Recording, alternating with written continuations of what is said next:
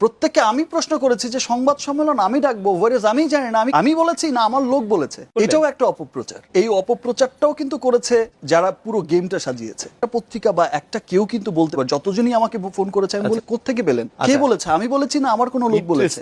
প্রত্যেকটা TV channel, প্রত্যেকটা press যারাই আমাকে ফোন করেছে, কানেক্ট করে, প্রত্যেককে আমি প্রশ্ন করেছি যে সংবাদ সম্মেলন আমি ডাকবো, ওয়ারেজ আমি জানি না, আমি। শাকিব খানের তৃতীয় বাবা হওয়ার বিষয়টি নিয়ে এবার সরাসরি মুখ খুললেন তিনি। শাকিব খান বলেন, আমি বাবা হচ্ছি, অথচ বিষয়টি আমি নিজেই জানি না, কিন্তু সব মিডিয়া এবং পত্রপত্রিকা জেনে গেছে যে আমি নাকি তৃতীয়বারের মতো বাবা হচ্ছি। তিনি আরো বলেন, বুবলির যদি সন্তান হয়ে থাকে সে বিষয়ে আমি কিছুই জানি না। যদি তিনি সত্যি সন্তান সম্ভবা হয়ে থাকেন তাহলে এ বিষয়ে বুবলিকে প্রশ্ন করাই ভালো হবে।